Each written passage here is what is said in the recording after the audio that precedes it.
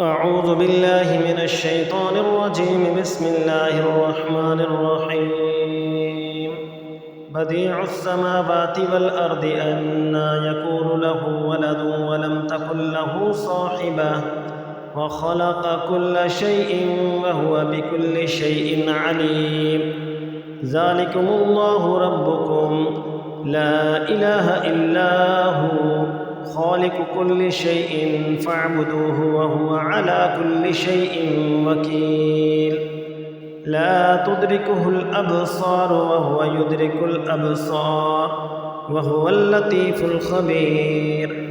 قد جاءكم بصائر من ربكم فمن أبصر فلنفسه ومن عمي فعليها وما أنا عليكم بحفيظ.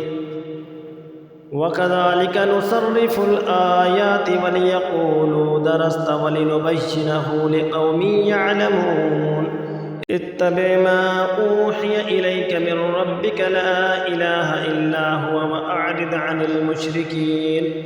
ولو شاء الله ما أشركوا وما جعلناك عليهم حفيظا وما أنت عليهم بوكيل. ولا تسبوا الذين يدعون من دون الله فيسبوا الله عدوا بغير علم.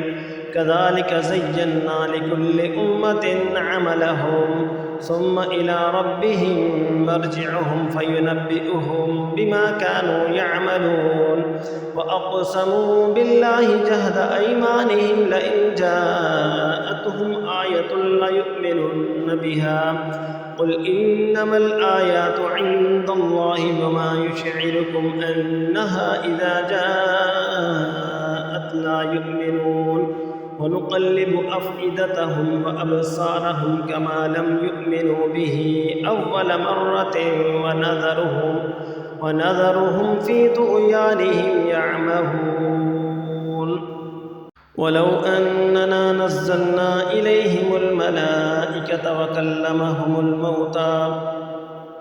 وكلمهم الموتى وحشرنا عليهم كل شيء قبلا ما كانوا ليؤمنوا إلا أن يشاء الله ولكن أكثرهم يجهلون. وكذلك جعلنا لكل نبي عدوا شياطين الإنس والجن يوحي بعضهم إلى بعض زخرف القول غرورا. ولو شاء ربك ما فعلوه فذرهم وما يفترون. ولتصغى إليه أفئدة الذين لا يؤمنون بالآخرة وليردوه وليقترفوا ما هم مقترفون. أفغير الله أبتغي حكما وهو الذي أنزل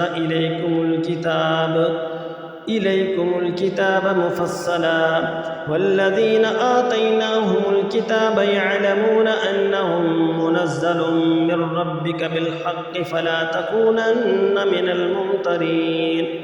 وتمت كلمة ربك صدقا وعدلا لا مبدل لكلماته وهو السميع العليم. وإن تطع أكثر من في الأرض يضلوك عن سبيل الله إن يتبعون إلا الظن وإن هم إلا يخرصون. إن ربك هو أعلم من يضل عن سبيله وهو أعلم بالمهتدين. فكلوا مما ذكر اسم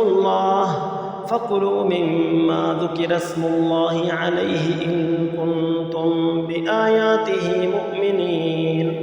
وما لكم ألا تأكلوا مما ذكر اسم الله عليه وقد فصل لكم ما حرم عليكم إلا ما اضطررتم إليه. وإن كثيرا ليضلون بأهوائهم بغير علم. إن ربك هو أعلم بالمعتدين.